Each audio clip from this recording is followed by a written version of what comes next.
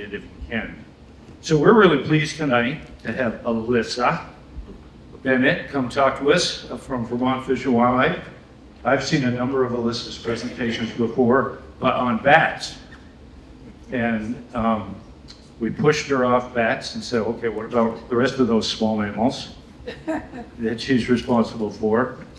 She is the small mammal biologist for Vermont Fish and Wildlife, where she oversees the conservation and recovery of 35 small mammal species. She has a bachelor's degree in biology from Hampshire College and a master's in behavioral neuroendocrinology from Smith. Thank you for being with us, Alyssa. Thank you very much, and thanks everyone for coming out on an increasingly cold night, and I think with some weather coming in. So thanks for being here, and I just want to start by saying this is a really cool group of animals to talk about, but I am nowhere near the expert on this group of species that I am on this smaller portion of the small mammals, the flying ones. So if you've seen me give a talk there, I can probably answer pretty much any question you ask me about bats in Vermont. Those are species up there. But to be honest, I actually got into the bat world through these terrestrial small mammals. When I first moved back up to Vermont, I'm originally from up here, to move back to closer to my family, I had just finished with my graduate degree and then the economy crashed. I had closed my business in Massachusetts and come back to Vermont, so I was cutting and pasting all sorts of work together, trying to look for a full-time job, but that was hard to do. So one of those things that I did was volunteer my time over at the University of Vermont, helping a professor there from Germany originally, Jan Descher, and he worked with Bill Kilpatrick, another long-time biologist, really the founding small mammals person here before our work. And I just started stuffing these animals. They had a freezer full of voucher specimens that they wanted to put in their museum collection, and they would pull out some from the freezer, and I'd just go in for a couple hours at a time and create those museum specimens for them. And that's a lot of how we learn about some of these animals, but through that volunteer work, I was able to actually get a part-time job at the Fish and Wildlife Department and then eventually apply for a full-time position. So it's really thanks to this group of species that I am here today. And unfortunately, they don't get as much attention as they deserve, and that will become apparent throughout this slideshow. So first I wanted to show you our new poster child for the Wildlife Action Plan. So this is a southern bog lemming, and our outreach folks reached out to the person who took this photo, and they generously allowed us to use it. So this is now, if you look up the Vermont Wildlife Action Plan, this is what you'll see on the home page, which is really pretty exciting to start bringing attention to these animals. These are some of the other kinds of shots you might see of these animals. Maybe not that beautiful photograph you saw, but more like something odd that turns up in your game camera. So you might see a shrew like that, or you might just see signs that these animals have been around, even though you never actually see them. So you might see animals that are using the subnivean zone right here under the snow. This is in my backyard. My backyard in the winter will have all of these as the snow melts, but I get quite a bit of snow. And so I have some voles that will run along and make all these runways just under the snow and kind of in that top layer of dirt. So you might see that too in the spring when it thaws. And I don't really mind. I don't have a pristine lawn, so I don't really care about the fact that they've tunneled all through it. But it can be a pest to some people. Or you might have tried to trap something else. Instead of getting what you thought you were going to get, you find a little shrew, like the person reporting this one to me. Or you might be scooping out your pool and find, unfortunately, that a jumping mouse got in there. Or maybe one of our biologists in this case has found this little shrew that was inside one of the nest boxes. Somehow they get into all these other locations. So we get a lot of what we call these incidental reports from the public, and these are also the types of photos that you might find on something like iNaturalist, where people are reporting things that they find out there. We also get some really cool reports, and those are animals that don't look like their normal selves. So we love getting these leucistic or albino very rare, most often leucistic or sometimes piebald animals. So here we have an example of an animal that's mostly white, but then it has patches of color, that's piebald. or you might see them in comparison to their more normal looking friends here. We had a porcupine that was reported in addition to the squirrel there, and also this chipmunk here, which you can just barely see the stripes on. So we get some pretty cool reports in addition to melanistic creatures. So that's something that I actually did my master's work on, that behavioral neuroendocrinology work that I did as a master's thesis was actually looking at how hormones are signaling for everything from behavior and temperament to stress and how we deal with that, and also even to coat color. And that actually is all related in the system. So sometimes we'll see these abnormalities in nature. They don't always persist for obvious reasons. But small mammals are a group that, although underappreciated, are sort of under everything down at the bottom of the food web. So a lot of these animals are really the food for other animals. Sometimes when I talk to our fur bearer biologists, I say, your animals eat my animals. And that's really true. They're the food base for a lot of the animals that we see. So they may be prey for some of the other mammal species, like the mesocarnivores, anything from weasels to foxes and coyotes, also to a lot of raptors. But they can even be eaten by things like a largemouth bass if they come to the edge of the water, or if they're animals that actually use water. So what are we doing for these kinds of species? We actually have a lot going on here. It's just that a lot of it is really collaborative. So this isn't all stuff that I'm doing or even our Fish and Wildlife Department is doing. This is stuff we're doing with a combination of other people. Back in 2011, we used state wildlife grant money that we get because we have a wildlife action plan to fund a small mammal atlas. So we looked around and said, kind of like Jim does with the herps, where around the state do we know these animals are historically? And then there was a lot of trapping done. And I'm going to touch on some of these other things that we do through this slideshow so you can see what that is. Some of the things I won't talk about in the slides are that we're also drafting a small game management plan at the bottom there. And that through our permitting authority, like when people are out there capturing animals, we also are taking in information about maybe incidental captures. So when Jim goes out and he's looking for herps, he might be setting out traps to catch something like salamanders, and then sometimes you have other things like small mammals, shrews falling into those traps, and then we get information about those. And those are being used by researchers at the University of Vermont who can tell us exactly what species they are, but also understand, are there parasites on them? Are there parasites that are carrying disease? So we're getting a lot of information in these cases. I was lucky enough to work with a group of students from Middlebury College, and their professor, Alexis, came to me and said, I have some students in this class, and those are listed at the bottom there. And those 4 students were hoping to do a project that would be helpful to the department. And this was about a year before we started embarking on the Wildlife Action Plan. And I said, actually, we would love your help. I especially would love your help because I'm not an expert in these species. And so this group set to work. These creative students here divided up a whole list of species that I gave them. So they each took a little cohort, and they very excitedly got to work doing very advanced mapping and investigations. They went to museum collections at the University of Vermont. They went on to the global information system and downloaded historic records. They gathered a whole lot of information to try to understand what do we know about some of these species that are super rare. Oops. Decided to stop advancing. And they found that one of the big themes here was a general lack of information in Vermont especially.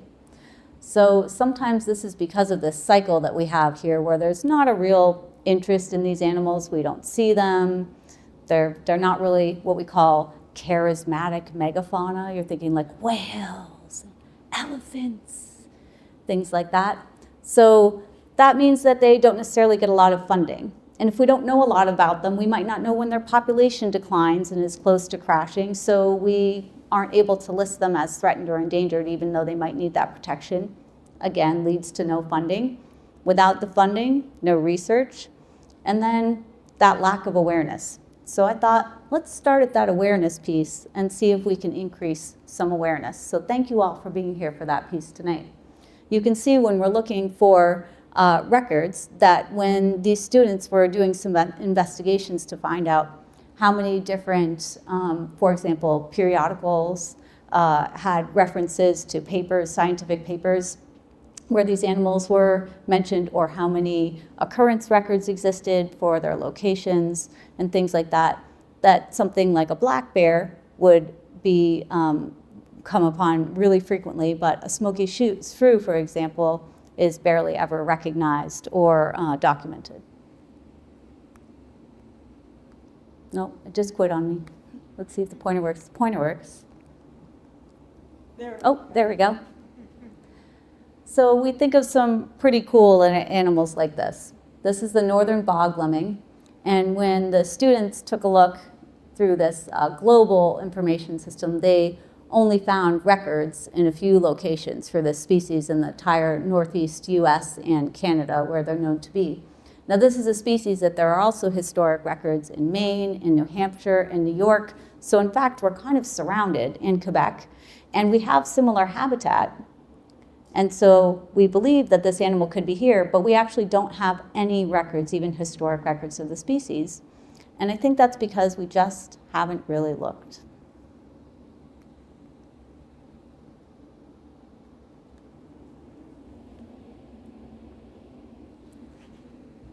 Oh, wow.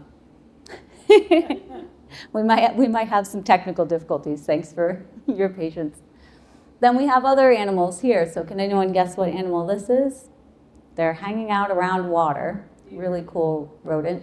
Not a beaver in this case. Oh, muskrat. A muskrat. And muskrat is out of what I do personally, but they still fall into what some people categorize as a small mammal. So yeah, so when we look at those occurrence records, these students were also helping us to understand what kinds of not only habitat associations that they had when we look at them from a map view, but they were also trying to understand, do those overlap with any of what we would call these priority grid cells? So has anyone here heard of the Vermont Conservation Design? Oh, Vermont Conservation Design is very cool. You should look this up when you get home.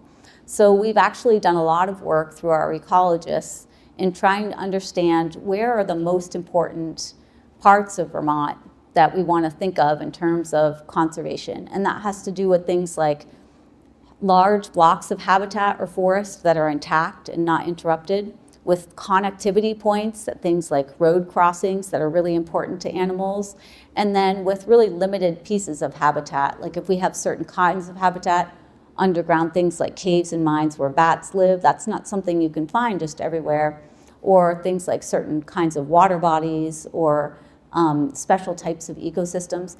And then we've prioritized that. So now we can look around the state and understand when we're aiming for land conservation, where are some of those really limiting factors?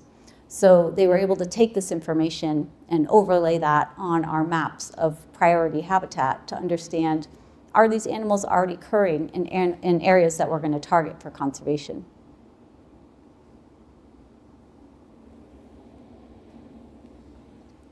And they also help to identify the threats. Some of this that they did just by looking in the scientific literature to understand what's known about the things that are concerned for these small animals. So we know that habitat and connectivity there is an issue. We know that interruptions to things like habitat and waterway and major events like flooding. There are concerns about things like rodenticides that we're still learning about. And also just how we use the environment, like large agricultural areas and ski areas and development and things like that. And house pets even come into play there as a big threat to some of these animals. So some of the key takeaways from the project that they did were that these animals are generally pretty undervalued and under-researched, but they actually turn out to be very important. And this wildlife action plan that I mentioned, and I'll go into a little bit here, is really important in order for us at the state level to gain funding. And that funding doesn't all stay at the Fish and Wildlife Department. That Small Mammals Atlas project that we did in 2011, we actually just took that money and we contracted that out to some other folks to do the work. So we're actually able to collaborate in a lot of ways to make sure that we can answer some of these questions. And there are a lot of cool community science initiatives. So if you're out there and, even worst case scenario, your cat brings something home, you can put that picture up on iNaturalist, and at least we're learning something in science. One of the other cool things that came out of this project with the students is that they made these really fun outreach materials. So here they've got some of these wanted posters. Have you seen this masked shrew up here? So they made little pictures, and any information should be uploaded to the iNaturalist app. So you can actually scan in a little QR code, which takes you to that application, so you can put it on there and learn more about the species.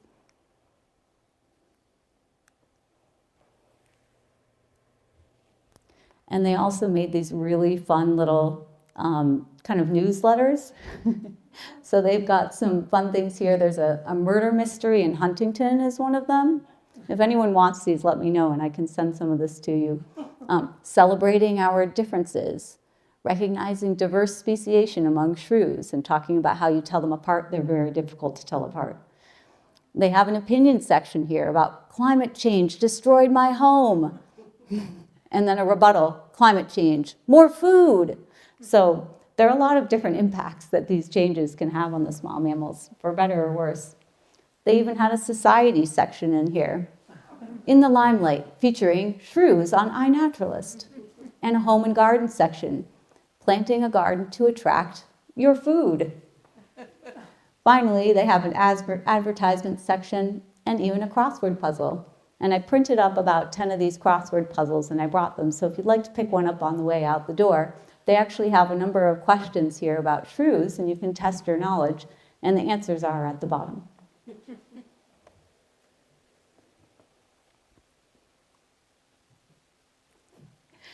The Wildlife Action Plan is something that I had been alluding to so far in the talk, but you might be saying, what is the Wildlife Action Plan? Raise your hand if you already know. I'd be curious to know how many of you have heard of it.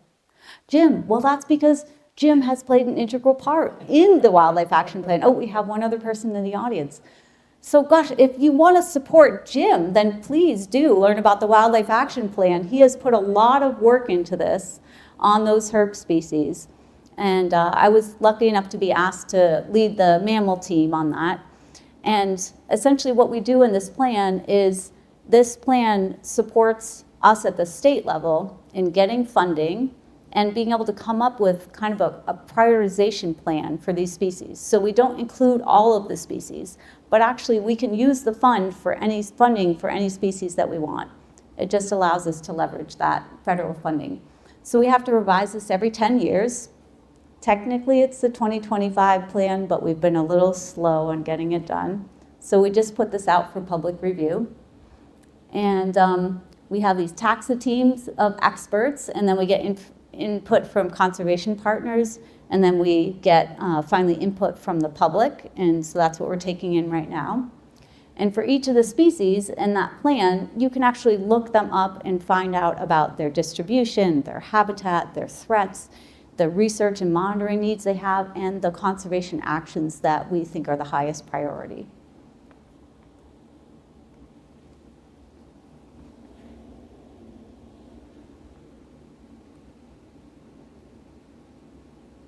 It keeps coming back. I don't know what that's about. So in this Wildlife Action Plan, for example, if you looked up the smoky shrew in there, this would be the sort of starting place here. It would tell you that it's a medium priority. They can be medium or high priority in there. And then it also gives you things like a state and global ranking. It will tell you if they're threatened or endangered and whether we know what their trend is. And not surprisingly, oh, go ahead. Oh, so we have state rankings. We have like an S1, S2, S3, S4. Those are all defined online if you want to see what that is. But like an S1 and S2, that's where you have those really rare threatened and endangered species. So we have threatened and endangered, then rare, and then uncommon, and then relatively stable, I think, and common. So it allows us to think about where those species are from a population standpoint, if we know. What would 54 state ranks? What does that mean? Oh, it's S4. Oh, sorry. Yeah, yep, S4. So that 2025 revision that I'm talking about has over 1,200 species in there. And that's not just wildlife, that's fish species, plant species we sort of snuck in there in Vermont. And this year we were bold enough to actually add fungi. So pretty exciting change. That public input is something that we are taking online. There's a submission form for that if you look up Wildlife Action Plan, and we're taking that through the 27th. Or you can show up at a public meeting. One is actually happening tonight down in Castleton. So I couldn't be there for that one, but I'll be at one in Montpelier. So we have 3 of those meetings come up February 5th, 10th, and 17th. And the one on February 17th is a virtual option, so you wouldn't have to drive to that one. Those meetings are a time where we'll give you an overview of the action plan, and then we also sit down and just write down notes on everyone's input so that we can take that information in, so you don't have to go and do that online if you don't want. This is the list of the mammal species. There will be a test at the end, so take a quick peek before I go to the next slide. We have different categories. We have high priority, medium priority, and then this year we added a watch list and a category called needs assessment, because we couldn't say for sure that they were really in trouble in high or medium priority because we just don't know much, and it's possible they're fine and we just haven't learned enough. So again, you don't have to memorize this. This is all available online. Some of the other things that we're involved with when we think more down to the species level, one that I'm really excited about, is we've been working with the New England Flying Squirrel Network. So this is a researcher out of the University of New Hampshire, and they're encouraging folks to put up flying squirrel nest boxes, which are a certain design, and you can find and download that design online. Pretty easy to make out of rough cut lumber. And these are a couple that are up behind my house in the woods here. So this is a hardwood forest, but we actually have 2 species of flying squirrels, and one species actually both will really use a mixed forest. So you can have hardwoods, you can have softwoods, you can have a mix, and probably one or both of the species could do okay there. So they could be widespread, but we just don't know a lot about their distribution or abundance. So what this project aims to do is to find out where these squirrels are.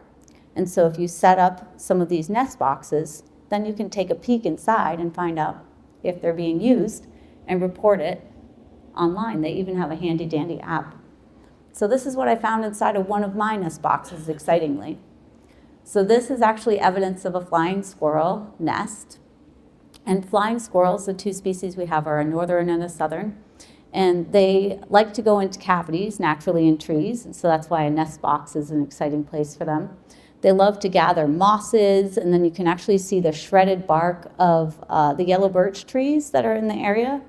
So if you look into what habitat that they like, they actually do like to be around yellow birch and use some of that shredded bark. And sometimes you'll see bits of leaves, but they'll really be shredded up.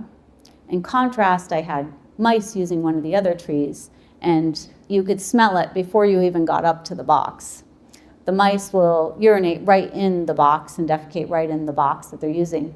Flying squirrels are a little more proper. So they'll have a nest box, but then one of the other boxes will be the latrine box, and then they'll use a third space for storing their food. So they're really lovely residents if you'd like to rent out to them. The Flying Squirrel Network was also nice enough to provide some cool photos that some of their participants have gotten. So some people set up a game camera, and in this case, you can see the flying squirrel that's using the nest box right here. The trouble is, it's hard to identify it to species from a photo like that. They also have adorable photos like this. I've not been lucky to spot anything like this, but someone did open one of their nest boxes and find that it was being occupied. Telling the 2 species apart can be tricky. If you had one that was not moving like a whirling dervish when you picked it up, which is not going to happen if you pick it up, then you would be able to see that there's a difference in their belly hairs. The southern flying squirrel, if you part their hairs, it's white all the way to the base. And the northern flying squirrel is a little bit of a little bit of a larger species, and it's dark at the base. But I will tell you, because I've caught these things in a net, and actually it's the only animal that I've ever been bitten by that's broken the skin, and that was when I was helping with wildlife rehab. They will not stay still, so I do not pick them up. So when we catch them accidentally in a bat net, because they're moving tree to tree at night, we just put a stick up to the net, and they amazingly untangle themselves, climb onto the stick, and you move it away, and then they just leap off to another tree. They're pretty incredible. But because it's difficult to tell them apart, sometimes when we do research like this, we can't just rely on a photo and eye naturalist. So that's why this cool project is actually collecting the nesting material after the squirrels have left at a certain time of year. You can send it into the lab at UNH. They'll send you a package to put it in. And then they can collect the hairs out of there and then do molecular or DNA analysis to figure out which of the two species it is. So it's through all these kinds of partnerships that we're learning more about these animals in Vermont. But again, some of them are not only hard to see and find, but hard to tell apart from one species to another. So it's really all these partnerships that are going to help us answer these questions. And this is a citizen science project. So this is something you can do in your own backyard, which is really cool. That's all the slides I had, because I wanted to make sure to leave time to answer questions as best I can. So should we turn the lights back on? Okay. And maybe I can figure how to turn the projector off. Power button. Awesome.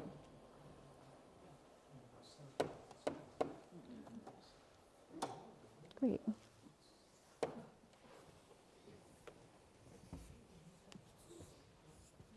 All right, lights are on. Thank you. So again, I just want to preface by saying I am far from the expert in most of these species. I have been learning as I go, and some of that is fortunately or unfortunately due to some of my funding for bat work coming and going with recent federal changes. But lucky me, I've been able to learn more about these species. So feel free to teach me and share with me what you know and are seeing out there, and let me know what questions I can answer. I have one question about mice and how they fit into the whole small mammal network, and if the populations of mice are up because the deer are up and the ticks are up, are they competing with other like voles and shrews and whatnot? So I'm being asked whether there's competition between what we think of maybe as the common mice species you might find in your house. House mouse and House mice and deer mice. Yeah, If there's competition ticks. with those species that can carry ticks, which are an issue for things like Lyme disease, whether there's competition between those mice species and some of these other small mammal species. And I don't think that's anything that we really know about. It's a great question, but I think although some of these animals are really very habitat and niche specific, there are others that are really pretty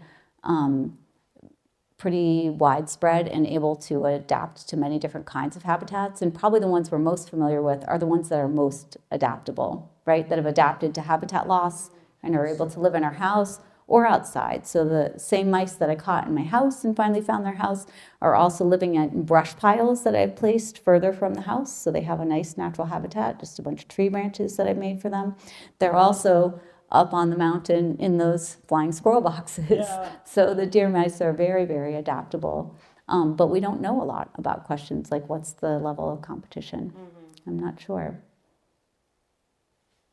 So has there ever been a southern or northern bog lemming sighted in Vermont, or a species, like a museum?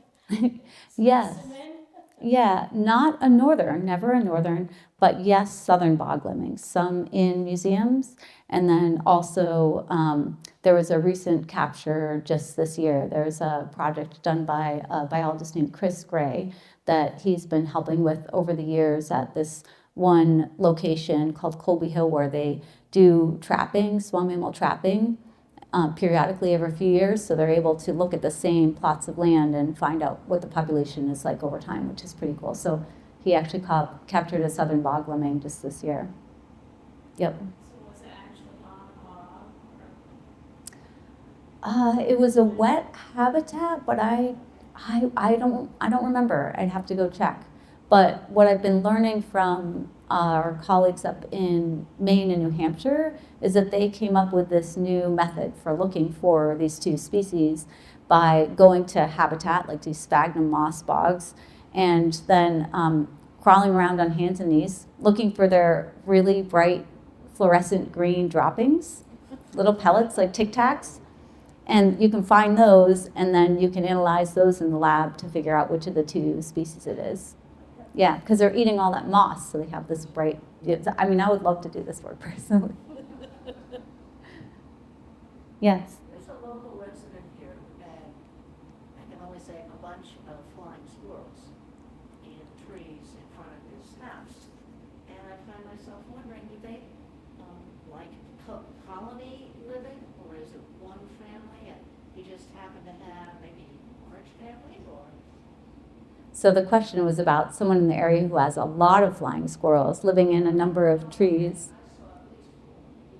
Saw at least 4, maybe 5, and you're wondering, are they just family? Are they more kind of colonial? Yeah, you can actually find the two species sometimes together in a nest. Yeah, they actually will cohabitate. The southern flying squirrel, although smaller, will also chase the northern off, but some species like this will be more aggressive and territorial at certain times of year, and then other times of year when they need to share body heat, for example, everybody comes together. So I think what you'll see is it depends on the time of year. Certain times of year, males won't want to be in the same territory and will be aggressive in a lot of these squirrel species, but then when they're saving energy, they'll all get together. Yep. And then again, when they're using those multiple tree cavities, because they're with tree cavities just like the nest boxes, they've got a nest one, a latrine, and a food cache. What was that?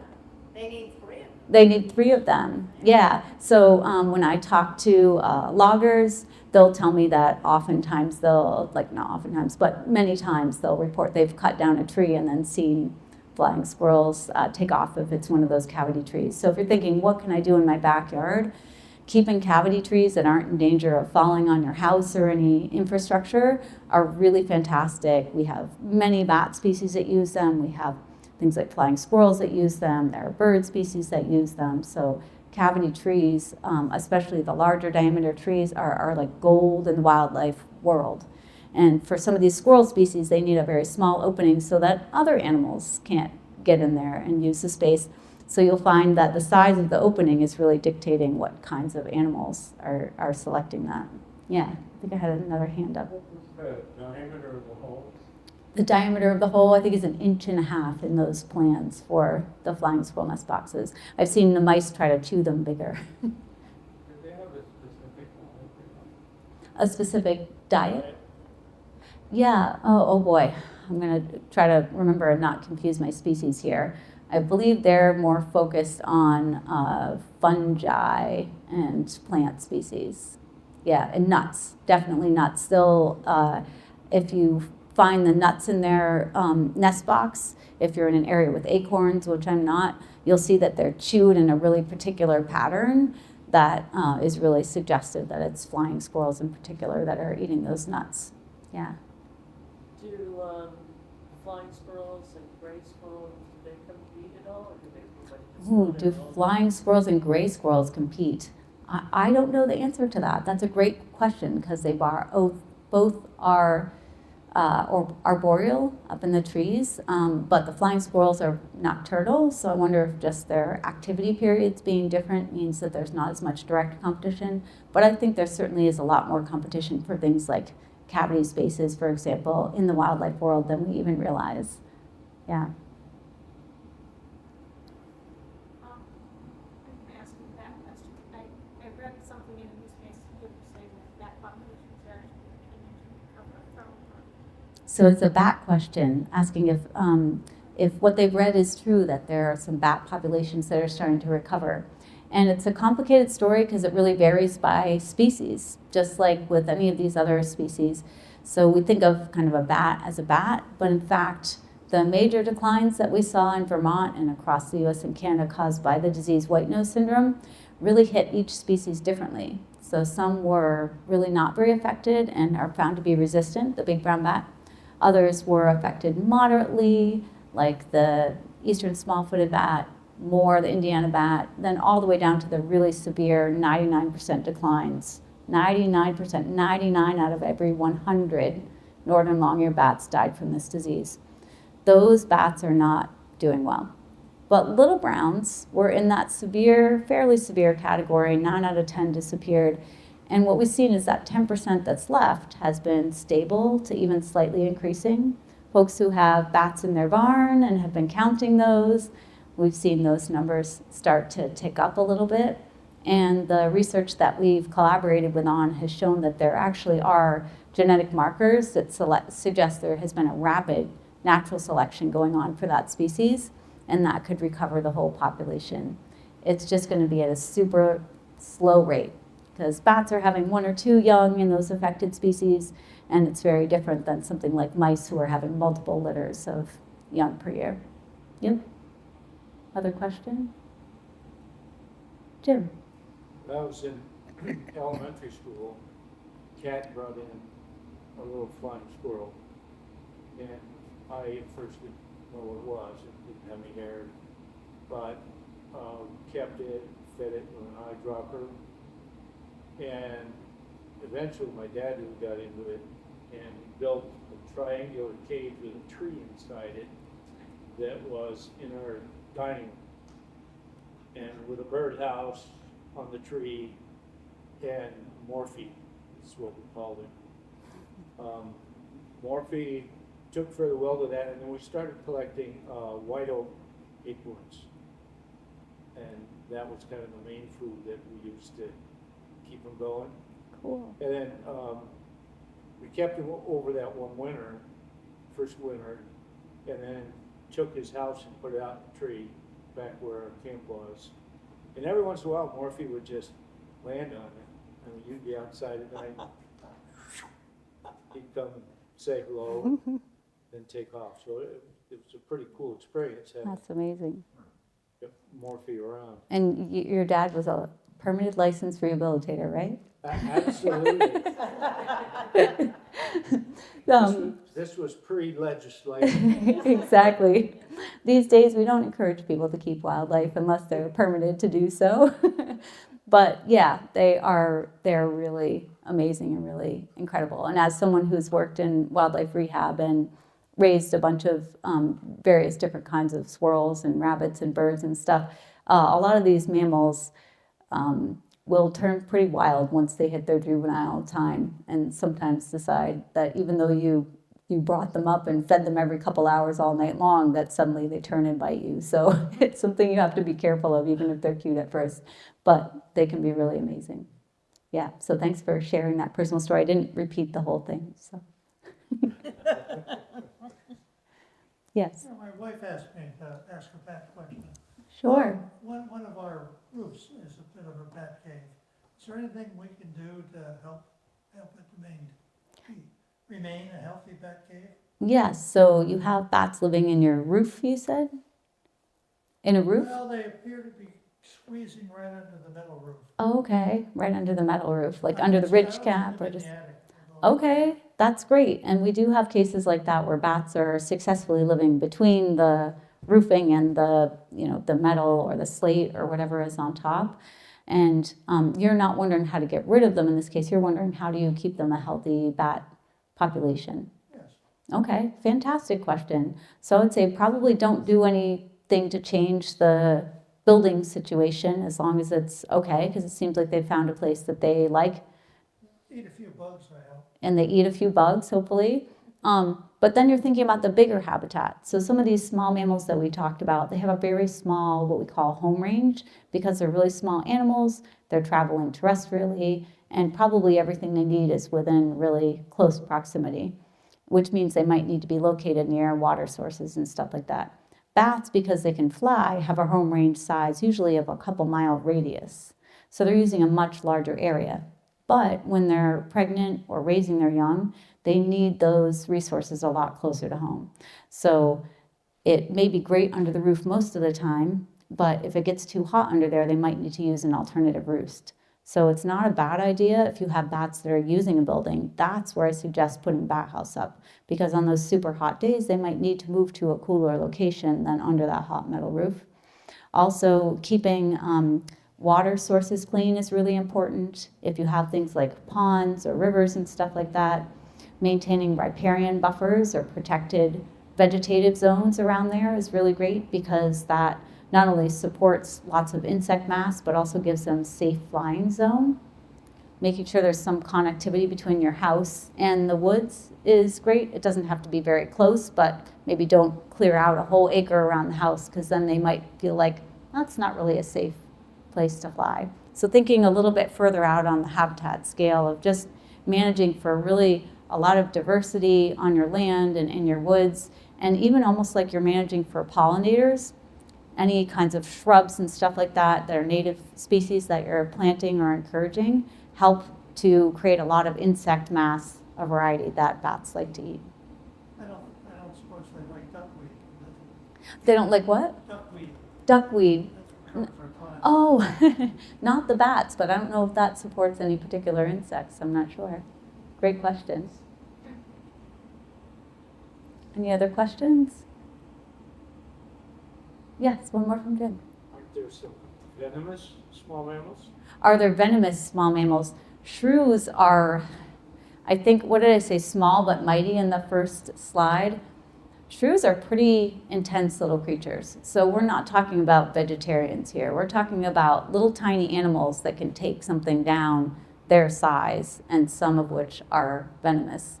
And, or no, I'm thinking of the moles that will actually inject their earthworm prey as well, and kind of paralyze them and take them back to their lair and save them for later to still have a live meal. So some of these small mammals, again, I'm not the expert on these, but have really cool hunting strategies. We have species that are very comfortable in the water, like the star-nosed mole that can blow out these little bubbles and can go dive down under the water and then have a little oxygen supply of its own. And they can use their senses down under there, very small eyes in the moles, but incredible sensory organ on the star-nosed mole, and they can feel around and just be grabbing and killing crayfish and stuff like that underwater, so really adapted to water. Sometimes we find them in our duck nest boxes down in Dead Creek. Yeah, so some of these animals are really intense hunters. The moles and the shrews are really pretty incredible and really a different category, not in the rodents. What was that? I have star nose on my land in New You have star-nosed mole. If you ever get photos of those, feel free to share those. We're trying to learn more about what their distribution is, for sure. The hairy-tailed mole, too. Yeah. Are a lot of these small mammals, per se, like woodland creatures versus open field creatures, and as the habitat in Vermont has changed, has that made a difference? So the question was, are a lot of the animals more forest or more open field creatures, and has their population changed as the landscape use has changed in Vermont, and the percentage we have that's forested and stuff like that? I would say we don't necessarily know, because we weren't really tracking these populations. I would assume so, like we've seen for some of the other populations. We do know, for example, not for the ones that I talked about, but for the New England cottontail and the eastern cottontail, we definitely saw a big change. We think at this point that the New England cottontail may be totally extirpated in Vermont, so locally extinct, essentially. There's been some work done in the 90s looking for them, trying to find them, and finding just eastern cottontails, which really we don't believe occurred here before, but moved north to Vermont, because they can exist a lot more in people's backyards, even in suburbia, whereas the New England cottontail really needs this very specific, more shrubby, young growth habitat, and that's something that we just don't have as much anymore. So that species as a whole in New England, there's a recovery program to try to help them by creating more of that young habitat that they need, because there are some populations surrounding Vermont, and then we think there's a chance that maybe if all goes well, they could eventually move back into Vermont again. Yeah. But we do have things like we have a meadow jumping mouse and a woodland jumping mouse. We have a meadow vole and a woodland vole. So we do have a lot of species where there are two different closely related species that are adapted more to forest or more towards meadows and lawns, but they can live on the edge. So I have woodland voles at my house, and they're in the yard, but that's because it's a tiny, wet little yard that's surrounded by woods. When you go out into more like farm fields, you would see more of the meadow vole out there. Yeah. Yes. Do we have nutria? We do not have nutria in Vermont. Yeah. I have guinea pigs at my house, though I don't know if that's... Okay, well, I will take that pause in questions to say that maybe we'll wrap up with this, but that I will be available for anyone who's too shy to ask in front of the crowd. I'll put out the crossword puzzles, and you are welcome, if you haven't already, to come take a look at the taxidermied bats up here.